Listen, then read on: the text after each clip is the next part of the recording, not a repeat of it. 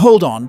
Something you say with total confidence, something you learned as a kid and never double-checked, is a lie. And a full hour of lies is waiting for you, one after another, no stopping. Science, history, animals, movies, even your own body. I'm a monkey, and I'm here to break it all down. Subscribe to LieLab, let's get started.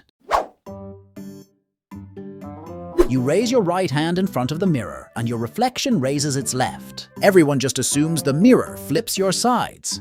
False. The mirror doesn't swap left for right, it swaps front for back. Whatever points toward the glass comes back, pointing toward you, like a glove turned inside out. The illusion that your sides got swapped is something your own brain builds, because you imagine yourself turning around to step into the reflection's place. That's why letters look backwards, not because the mirror picks a side. If you lie down on your side in front of one, you'll notice it doesn't flip you top to bottom either. The mirror doesn't know which side is your right. The only one getting confused about sides, standing right there, is you.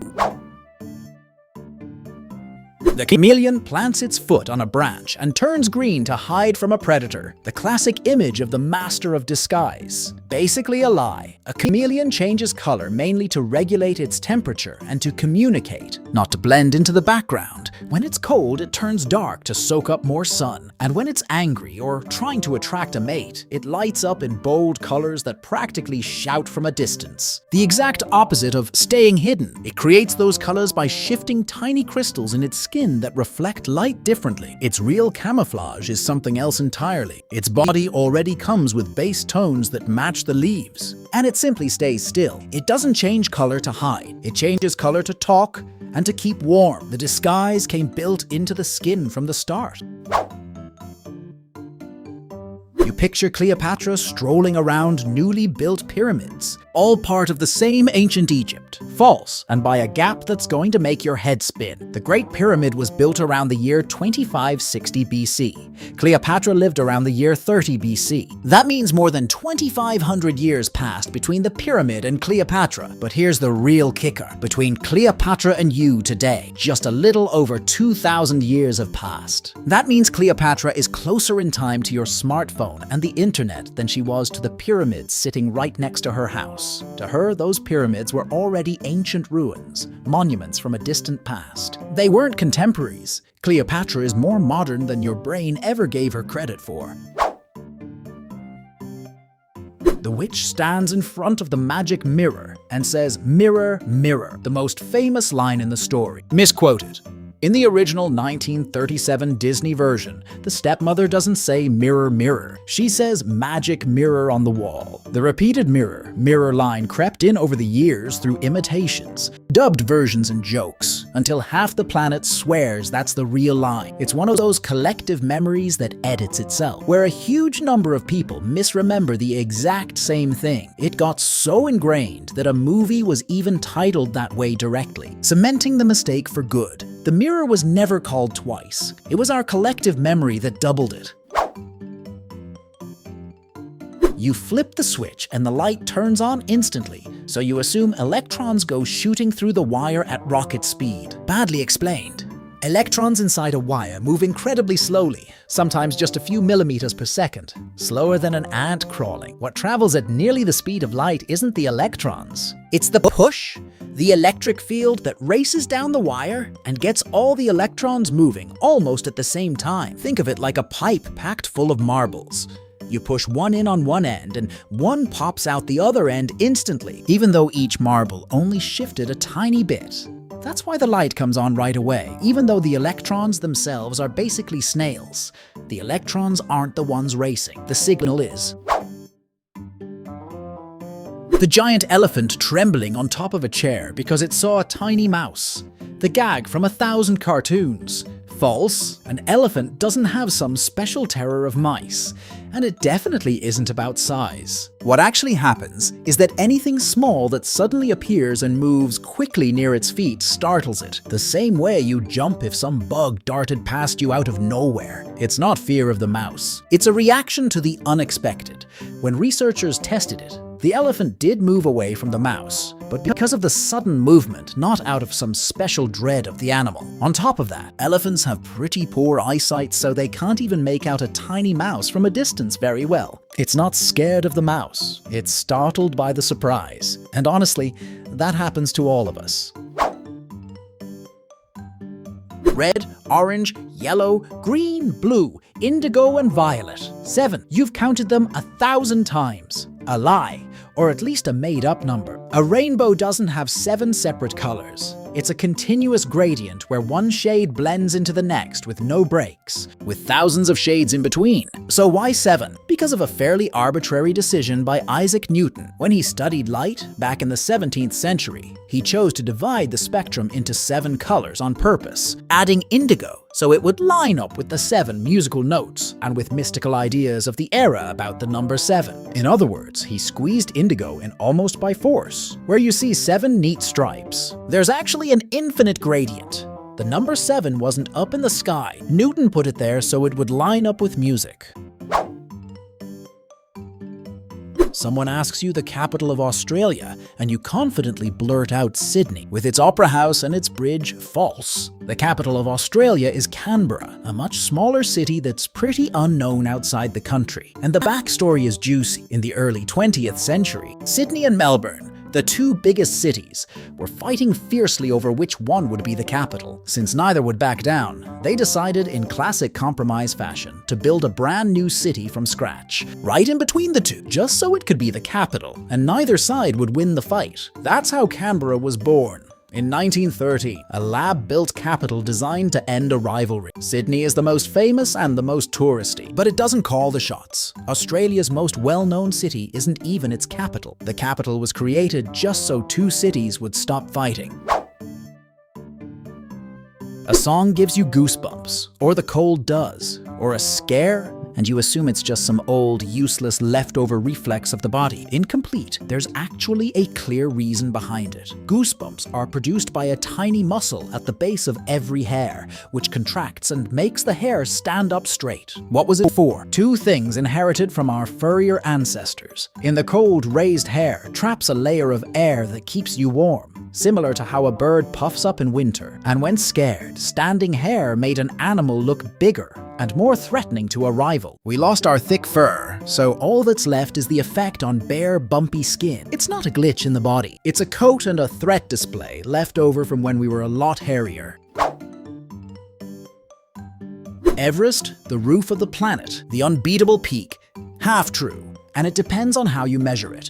Everest is the highest point measured above sea level. That part is true, but if you measure a mountain from its base to its peak, Mauna Kea in Hawaii wins, since it starts at the bottom of the ocean, and counting the submerged part, measures more than 32,800 feet from tip to tip, quite a bit more than Everest. And there's a third champion. If you measure which point is farthest from the center of the Earth, Chimborazo in Ecuador wins, because the planet bulges out at the equator, which pushes that peak farther out. 3 different mountains, 3 different titles. Everest is the highest above sea level, not the highest, period. Classical Greece as a world of pure white marble, spotless statues, snowy columns, sober elegance. False. Greek statues and temples were painted in bold, almost gaudy colors. The figures had painted skin, colored eyes, yellow hair, red, blue, and gold clothing. It was a color festival, much closer to a toy store than a serious museum. What happened is that after thousands of years exposed to the elements, the paint wore away, leaving the bare marble behind. When statues were unearthed already white during the Renaissance, people assumed they'd always looked that way and built an entire ideal of sober beauty around the color white. Under ultraviolet light today, you can still see traces of the original pigment. Elegant white Greece is a misunderstanding. In reality, it was one big color party. You've heard this in 1,000 self-help talks. You have a primitive reptilian brain that controls your instincts, plus an emotional mammal brain on top, and a rational human brain stacked above that. 3 brains layered on top of each other. False? It's an old model that's been discarded. That idea, called the Triune brain, was popularized by a researcher back in the 1960s, and science left it behind a long time ago. The brain isn't built in 3 floors inherited from reptiles and ancient beasts. Different functions are spread out and mixed together in networks that work together, not stacked in layers ordered by evolutionary age. You don't have a little lizard inside making impulsive decisions while a wise human argues up top. Fear, emotion, and reason all get cooked up in intertwined circuits. There's no hidden reptile inside your head. There's just one brain, and it's far more tangled and far more interesting. It's hot out. The dog sticks out its tongue and pants, and you assume that's where it sweats. That its tongue is basically its version of sweat. Badly explained. A dog doesn't have sweat glands on its tongue. When it pants, what it's doing is moving air quickly over its tongue and its moist airways. And as that moisture evaporates, it cools the dog down, kind of like a fan blowing over something wet.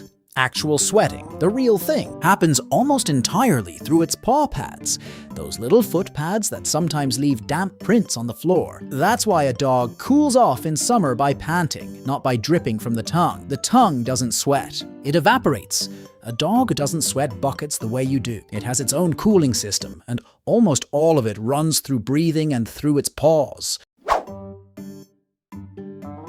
The most famous line from Star Trek, the captain asking, "Beam me up," Scotty to get back on the ship. The catch is that it was never actually said that way. Misquoted? In none of the original series does that exact phrase appear with those exact words together. The characters say similar things. They ask to be beamed up. They talk to Scotty. They give the order to teleport. But that neat little formula, "Beam me up, Scotty," ready-made for impressions, is never actually spoken, just like with a bunch of other famous quotes. Pop culture built the perfect quotable version because it was catchier and easier to repeat than any real line from the script. It became so ingrained that it's more well-known than any actual dialogue from the show. It's an orphan line that everyone credits to Star Trek. We remember it crystal clear. The script never actually claimed it. Hang on a second, because in myth number 42, I'm going to ruin a kid's movie you watched 1,000 times growing up.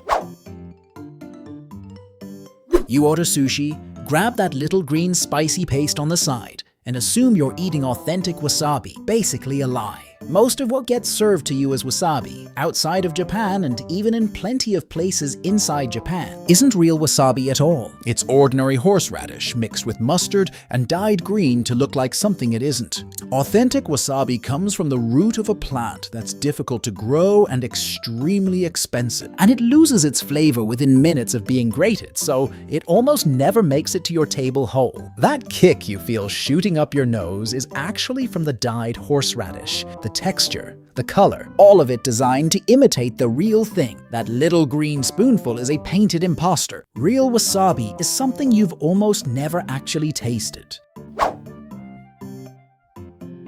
We go from the year 1 BC straight to the year 1 AD, and logically, in between, there must have been a year 0. False.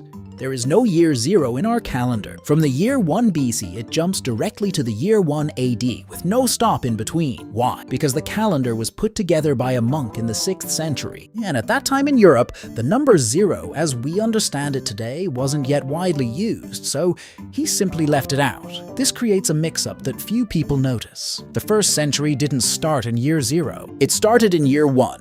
Which technically means the new millennium began on January 1st, 2001, not 2000. 0 got skipped in line. History has a gap right in the middle of it.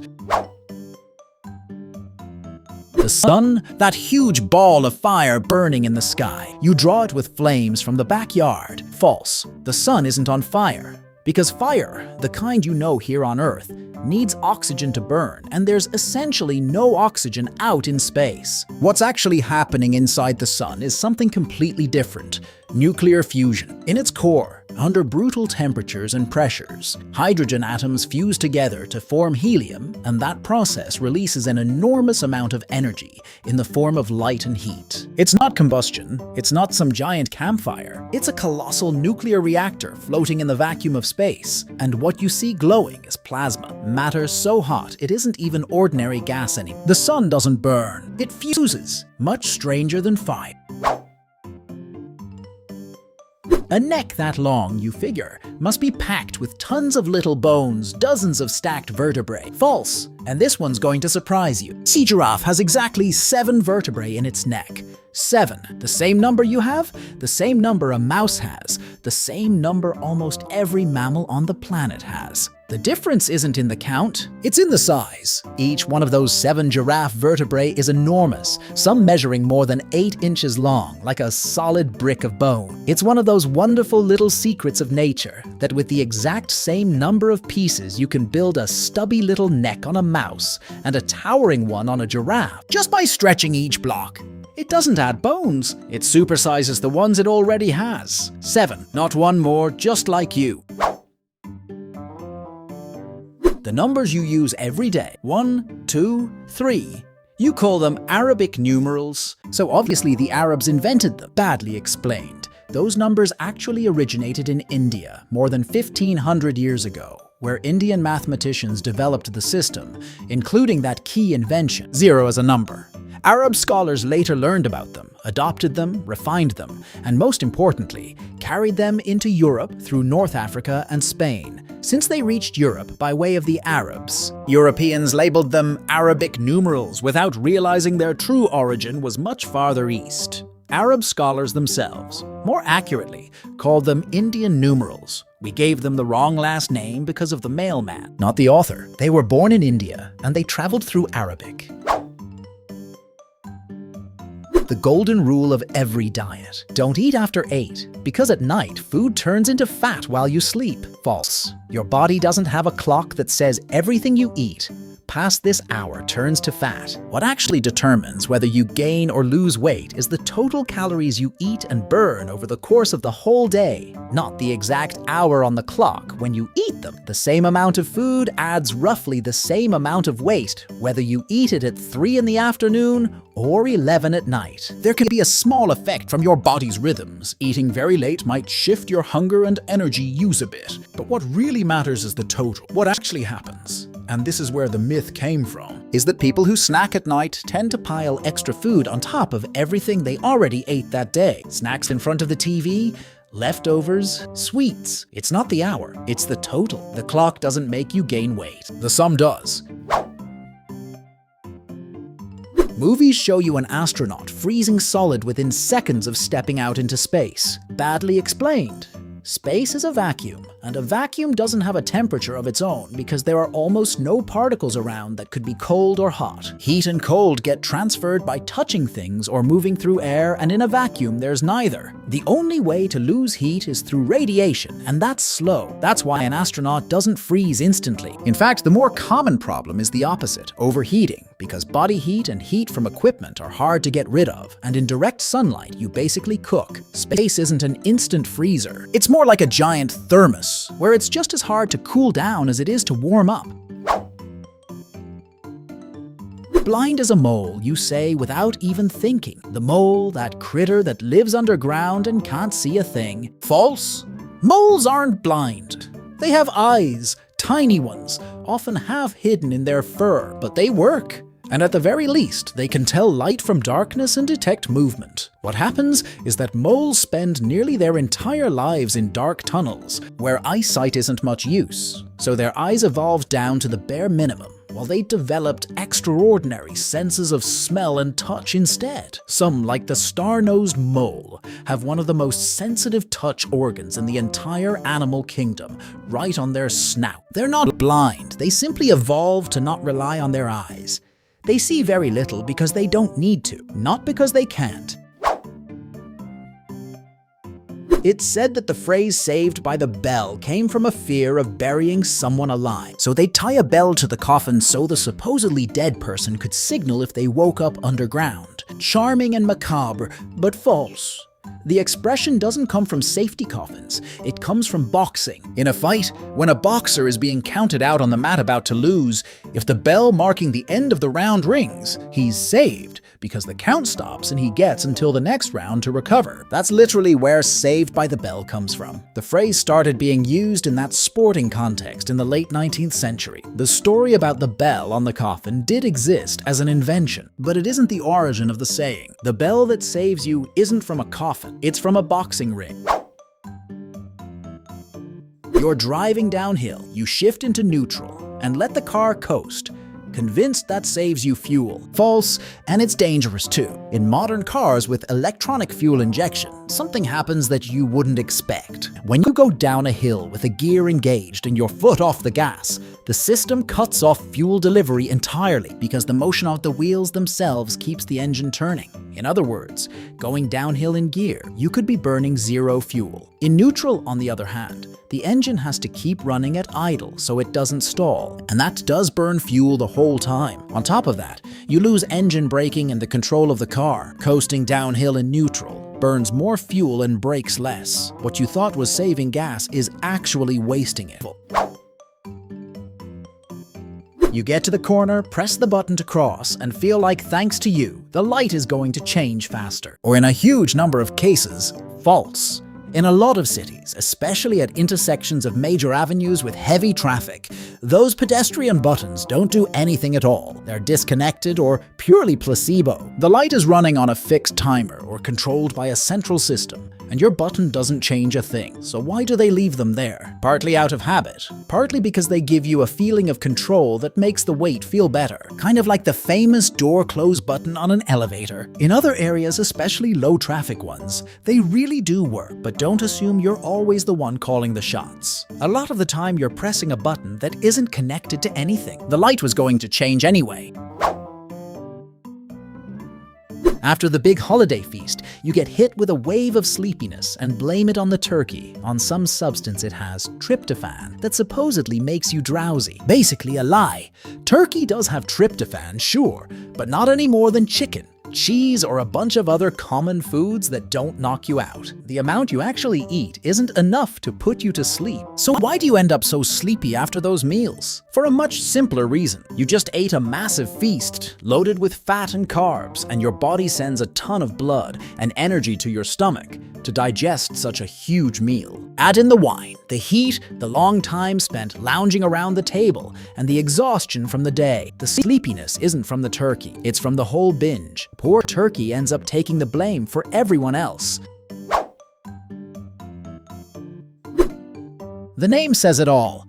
Big Bang, so you picture some cosmic bomb that exploded at one point in space and sent all matter flying outward. Badly explained. The Big Bang wasn't an explosion happening inside space. It was an expansion of space itself. There was no center point that everything shot out from because there was no outside for it to explode into. All of space, everywhere at once, began stretching out from an incredibly dense, hot state. Think of it like raisin bread dough rising in the oven. There's no central raisin. They all move away from each other simply because the whole loaf of dough is expanding. The name explosion was actually coined, kind of as a joke, by a scientist who didn't even believe in the theory. It didn't blast out from one point. It expanded everywhere, all at the same time.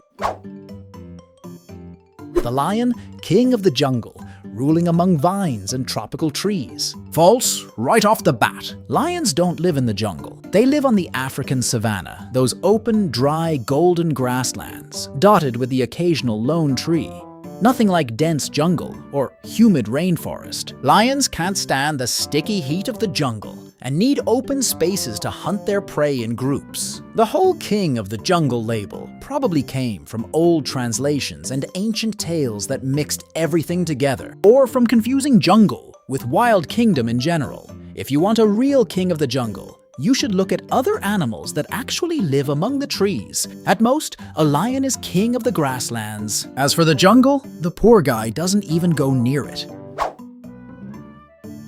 You use the exception proves the rule to defend anything strange, as if whatever doesn't fit magically proves the rule is true. Misunderstood. The original phrase meant something else entirely. It comes from an old legal idea in Latin, and the key word prove used to mean to test, to examine, not to confirm.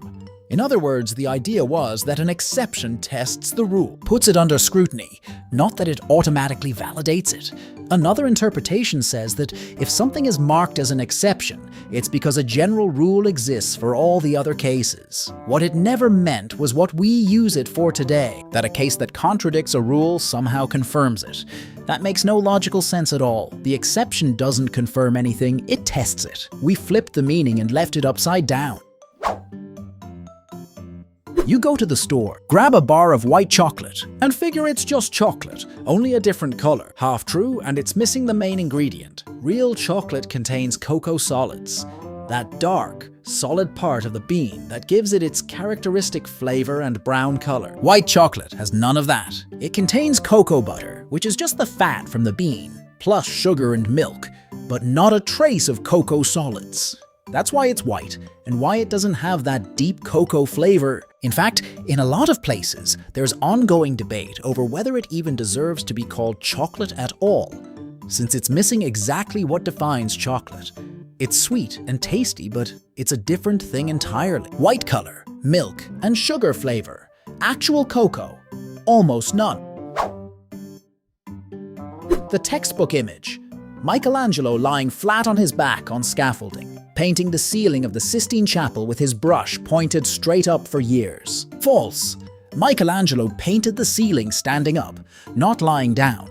He designed a special curved scaffold attached to the ceiling and worked standing with his head tilted back and his arm raised, a position just as uncomfortable, but different from the myth. He himself wrote a poem complaining about the pain in his back and neck, describing how paint dripped onto his face as he looked upwards. 4 years in that position, standing and bent backward, actually deformed his body. The idea of the genius lying down painting comfortably is a purely later invention, easier for people to picture. He wasn't lying down. He was standing, twisted and suffering 4 years straight. For decades, you were told that eggs, because of their cholesterol, were a bomb for your heart, and that eating them regularly clogged your arteries. False, or at least wildly exaggerated. The most current science shows that the cholesterol you eat in food, like the cholesterol in eggs, has a fairly small effect on your blood cholesterol for most people. Your own liver produces most of the cholesterol in your body, and it regulates itself. Eating eggs in moderation, for most healthy people, doesn't raise heart disease risk the way it used to be believed. And on top of that, eggs provide extremely high-quality protein and a ton of nutrients. The fear came from old, outdated data that didn't distinguish things properly. Eggs aren't the villain. The real bomb for your arteries is somewhere else on the plate. A moth fluttering wildly around the light bulb, fascinated, in love with the light. Badly explained. A moth isn't drawn to light because it likes it. To fly in a straight line at night, it uses light from the sky as a reference point, keeping its back angled toward that glow above. The problem is artificial lights, close and localized, which throw off that reference point completely. Recent studies show that a moth keeps its back angled toward the lamp, just as it would towards the sky. And since the light is so close and so low, that makes it spin around and around uncontrollably, trapped in a spiral. It's not hypnotized by love. It's lost, with its natural compass completely scrambled. The light doesn't attract it. It disorients it until it loses control.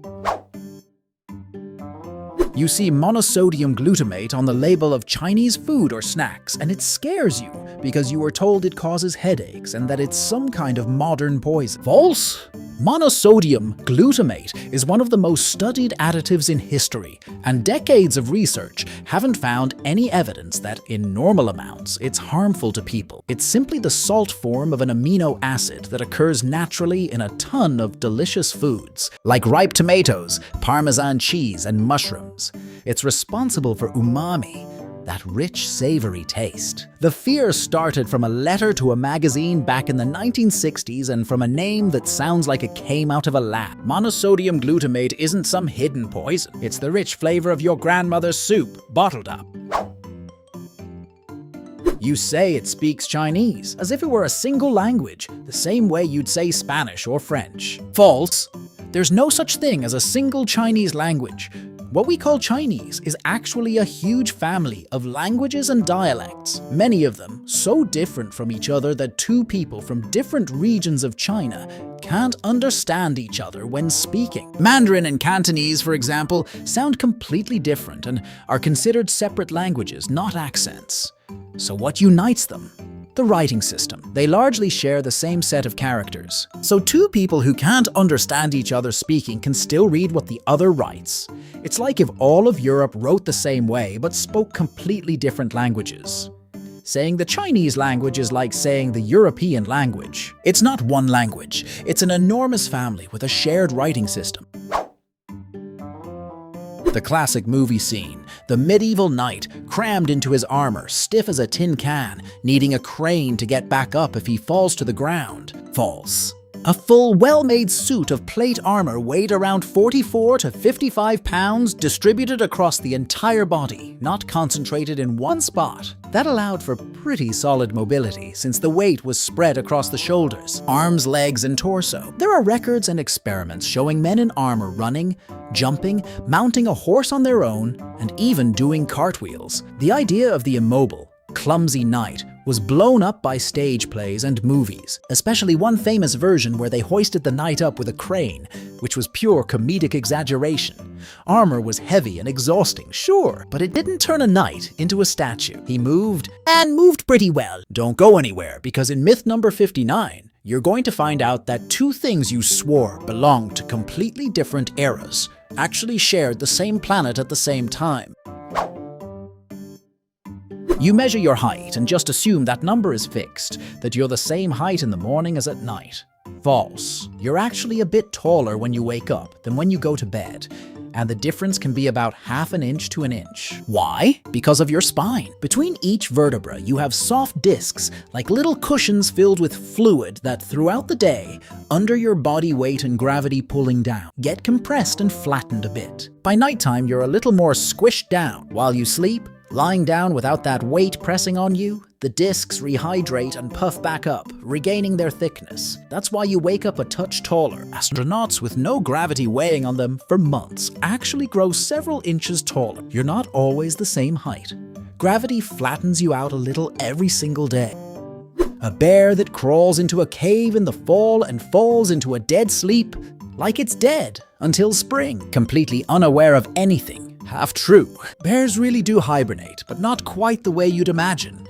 They don't freeze solid or become impossible to wake up, the way certain squirrels do. A bear's metabolism drops dramatically, by close to 75%, and it can go months without eating or drinking water, but its body temperature only drops a little.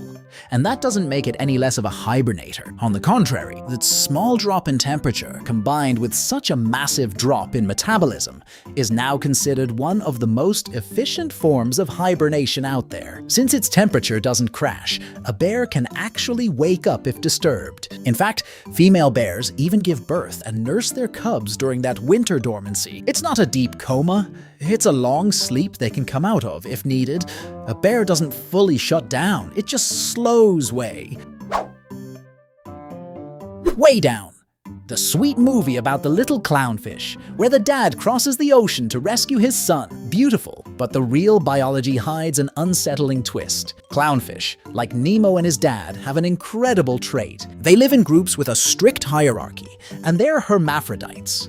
When the group's dominant female dies, the dominant male, get this, changes sex and becomes the new female. That means in real life, after the mom dies at the start of the movie, what would biologically happen to Nemo's dad is that he'd transform into a female and over time end up pairing off with one of his own children. A story quite a bit stranger than the one Disney told. A clownfish changes sex based on what the group needs. The movie gave you a heavily edited version. The shape of a candle flame, stretched into a teardrop pointing toward the ceiling. So obvious you never even think about it. Incomplete, because that only happens thanks to gravity. The flame has that elongated shape because the hot air it generates is lighter than the cool air around it, so it rises. And as it rises, it stretches the flame upward and pulls in fresh air from below. That's convection. What happens if you take gravity out of the equation? They tested it on the space station, and a candle flame up there isn't a teardrop at all. It's a small, round, blue sphere, almost perfectly still, because without gravity, the hot air doesn't rise or circulate. The pointed flame isn't the natural shape of fire. It's the shape gravity gives it. Without gravity, fire is a little blue ball floating in place. You say something decimated a population, meaning it wiped it out, destroyed almost all of it. Misunderstood, and actually the opposite.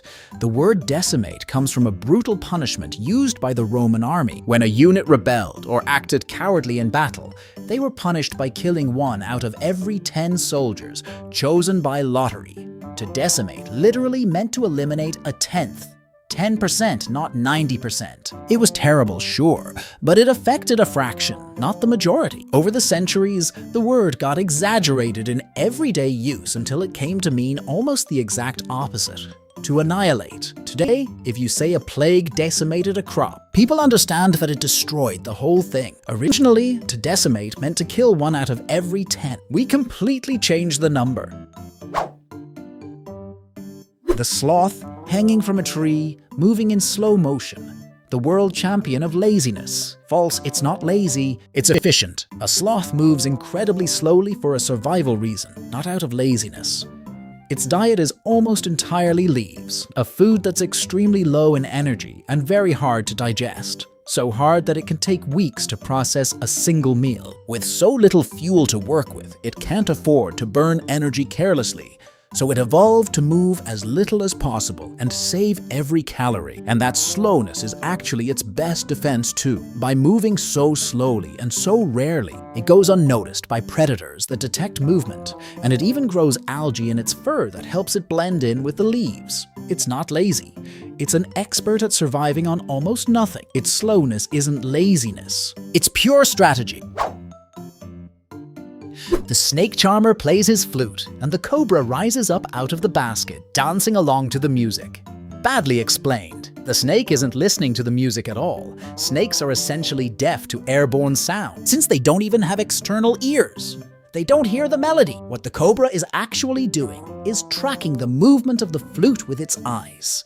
That pipe swaying back and forth in front of its face. The snake rises up in a defensive posture, feeling threatened, and tracks the moving object, not the song. The charmer could play terribly, or not blow into it at all, and the cobra would do exactly the same thing as long as the flute kept moving. It's not dancing for pleasure, it's tensely watching something moving. The music is pure decoration.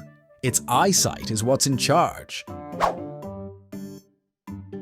The rule from wine experts. Red wine gets served at room temperature. White wine cold? Badly explained. That famous room temperature rule for red wine is an old idea, centuries old, from a time when European homes were much cooler than your living room today. In those unheated stone houses, room temperature hovered around 60 to 65 degrees Fahrenheit. Pretty cool. That's the ideal point for a lot of reds. But your house today, with central heating or in the middle of summer, sits at 77 degrees Fahrenheit or higher. And at that temperature, red wine loses its freshness and starts tasting heavy and boozy. That's why a lot of reds actually taste better with a short stint in the fridge before serving. The room temperature from the myth isn't your living room. It's a cold old stone house from 200 years ago.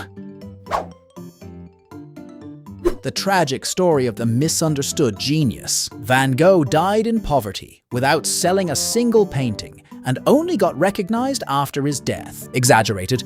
It's true that Van Gogh had an extremely hard life, sold very little, and lived off support from his brother Theo. But the idea that he sold absolutely nothing is false. It's documented that he sold at least one painting while he was alive, The Red Vineyard, and there are records of at least one other commission and a drawing sold. In other words, it wasn't zero. The zero sales legend got inflated over the years because it made for a more dramatic, more perfect story.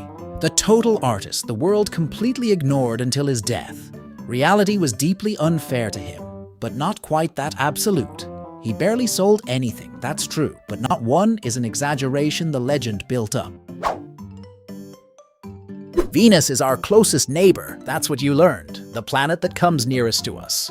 Half true, and the answer is going to surprise you. It's true that at its closest approach, Venus gets nearer to us than anything else. But those close approaches are brief, and most of the time, Venus is on the opposite side of its orbit, far away. If you calculate which planet is, on average, over the course of every year, the closest to Earth, the answer isn't Venus or Mars. It's Mercury. Since Mercury orbits tight around the Sun, it stays closer to us than any other planet almost all the time on average. In fact, by that same logic, Mercury is, on average, the closest planet to nearly every other planet in the solar system. Venus isn't the most loyal neighbor. That title goes to the little one huddled up against the sun. And hang in there, because in myth number 69, I'm going to change forever. The way you look at the moon at night. After a wild night out, according to your brother-in-law, you said goodbye to a bunch of brain cells forever. Badly explained. Alcohol in moderate amounts doesn't directly kill your neurons the way people tend to say. What it can do, especially with heavy, chronic drinking, is damage the connections between neurons, those little branches they use to communicate and affect brain function. But it's not that every drink wipes out thousands of cells for good. The old myth of murdered neurons got massively exaggerated. That said, and this isn't a free pass, sustained alcohol abuse really does cause serious, real brain damage, affecting memory, balance, and mood. Alcohol does cause harm. No doubt about that, but the mechanism isn't one dead neuron per drink.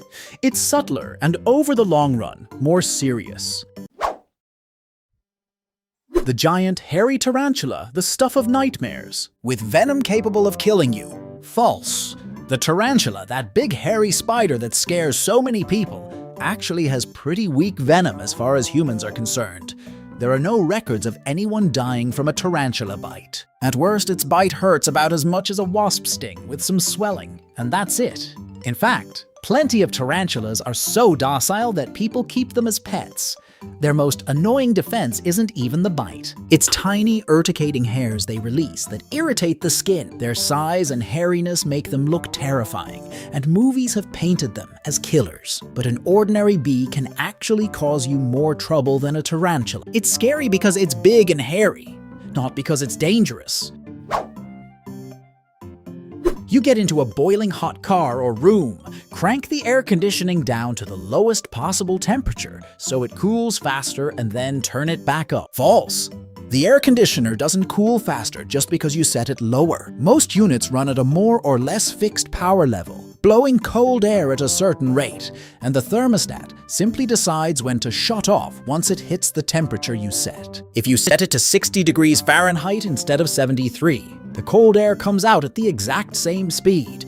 The only thing that changes is that it keeps running longer to reach that lower number, using more energy. It doesn't cool sooner, it just cools longer. On newer inverter units, there can be a small difference at startup since the compressor works harder, but it's still not worth it because you end up using more energy overall. It's like flooring the gas pedal, thinking the engine starts up faster.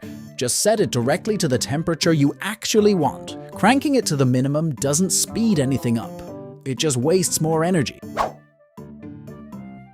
The etymology that sounds perfect. The word salary comes from salt, because Roman soldiers were paid in salt, which was worth its weight in gold. Basically a lie. There's no solid evidence that Roman legionaries were actually paid their wages in salt. They were paid in coins, like anyone else. It's true that the word salary is related to salt, but the exact connection is uncertain and debated. Maybe they were given a small sum to buy salt, or maybe salt was simply an important commodity associated with pay. But the image of a soldier collecting bags of salt instead of coins is a made-up story. Salt was valuable, sure. It was used to preserve food, but it wasn't used as wages. It's a nice story and it gets repeated everywhere. But getting paid in salt as such never actually happened. You watch astronauts floating inside the space station and assume there's no gravity up there, that they somehow escaped it. False. At the altitude of the space station, roughly 250 miles up, Earth's gravity is still almost as strong as it is down here. Around 90% of it, gravity reaches an incredibly long way. So why are they floating? Because they're in a constant state of free fall. The station moves so fast around the Earth that while it's falling due to gravity, it's also moving forward, and it never actually hits the ground. It just keeps circling. It's like throwing a rock so hard that instead of falling, it keeps orbiting the planet. Everything inside falls together. Astronauts, pencils, water, and that's why it all looks like it's floating. It's not an absence of gravity. It's an eternal fall. They didn't escape gravity. It's constantly falling on them without ever hitting bottom. You're such a sheep following the herd. The sheep is a symbol of stupidity and blindly following along. False and pretty unfair too. Sheep are far smarter than we give them credit for. They can recognize and remember the faces of dozens of other sheep, and human faces too, for years. They have good memory. They experience emotions. They form friendships. And they can even solve small mazes to get to food. Following the herd isn't stupidity, it's a survival strategy, since being in a group offers more protection from predators. Whoever wanders off alone becomes easy prey. That obedience that seems foolish is, in reality, evolutionary common sense. A sheep isn't dumb, it's social, has a good memory, and is cautious. The insult says more about us for judging them so unfairly than it does about them. You go to buy a phone and check the megapixels on the camera, convinced that more megapixels automatically means better photos. Badly explained. Megapixels measure how many tiny dots make up the image. In other words, its size, but not its quality. What actually determines a great photo is something else entirely, mainly the size of the sensor, which acts like the camera's eye and how much light it can capture. A bigger sensor, with fewer but larger megapixels, usually produces much better photos, especially at night, than a tiny sensor crammed full of tightly packed megapixels. Add in the quality of the lens and the software processing on top of that. That's why a camera with fewer megapixels can easily outshine one with a ton more. Megapixels are an easy number to sell. But more isn't the same as better quality. It's like counting pages to judge whether a book is good. Aluminum. That metal that doesn't rust, that doesn't corrode the way iron does. Half true, and actually the opposite of what you'd think. Aluminum does oxidize. In fact, it oxidizes almost instantly the moment it touches air. But here's the trick. When iron rusts, it forms that brown, flaky rust that falls off and lets more air in. So it keeps eating away at the metal until it's destroyed. Aluminum, on the other hand, forms a thin, hard, transparent layer of oxide that stays stuck in place and seals the surface, protecting the metal underneath. Precisely because it oxidizes so quickly and so effectively, it doesn't keep corroding after that. That invisible layer is its shield. It's not that aluminum doesn't oxidize. It's that it oxidizes so efficiently that it ends up protecting itself. In its case, oxidation is what saves it. Woolly mammoths, those prehistoric beasts long gone, and the pyramids of Egypt, a symbol of ancient civilization. You picture them in completely separate worlds, one way older than the other. False. When the Great Pyramid of Egypt was completed, around the year 2560 BC, there were still mammoths alive on the planet.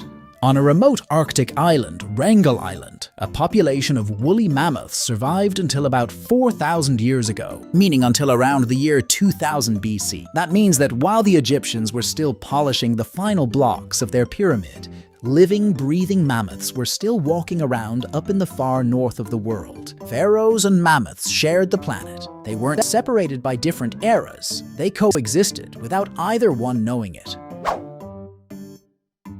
Those viral videos of goats that, when startled, freeze up stiff and topple over on their side like they fainted. People assume they're falling asleep or passing out from fear. Badly explained. Those goats have a genetic condition that affects their muscles. When they get startled or scared, their muscles suddenly tense up and don't relax for a few seconds. So they go rigid, and if they lose their balance, tip over like a statue. Here's the thing. They never lose consciousness at any point. They're fully awake and aware the entire time, it's just that their body locks up. Within a few seconds, the muscles loosen back up and they carry on as if nothing happened. They don't faint or fall asleep. It's a brief muscular short circuit, not a fear-induced blackout. Inside that stiff, frozen goat is a wide-awake goat just waiting to be able to move again. Cheese with those round holes like bubbles, and you assume it's just air that got trapped inside. False. Those holes, which actually have a name. Eyes are produced by beneficial bacteria used to make certain cheeses like the famous Swiss cheese. As the cheese ages, those bacteria feed and as a byproduct, release carbon dioxide, a gas. Since the cheese is dense and solid, the gas can't escape, so it builds up in spots and forms those bubbles that end up frozen inside the cheese. In other words, the holes aren't air that snuck in from outside. They're gas the bacteria generated from within. The more bacteria and the more time, the bigger the eyes. Recent research even suggests that tiny particles of hay help get the process started. It's not trapped air.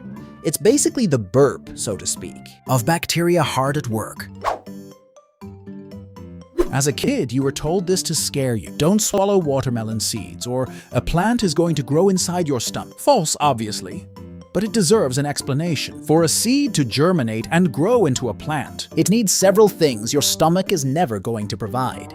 It needs sunlight, nutrient-rich soil, air, and just the right amount of water. Your stomach is the exact opposite, a dark place with no light at all, full of extremely strong acids that break down almost everything that goes in. That seed has zero chance of sprouting in there. All that's going to happen is your body eliminates it, whole or dissolved. Just like any other bit of food waste. No plant, no roots, no flowers growing out of your belly button.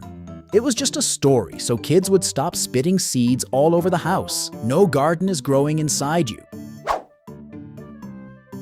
Some tire shops offer to fill your tires with pure nitrogen like it's some magical upgrade that improves everything. Wildly exaggerated. Nitrogen does have a theoretical advantage.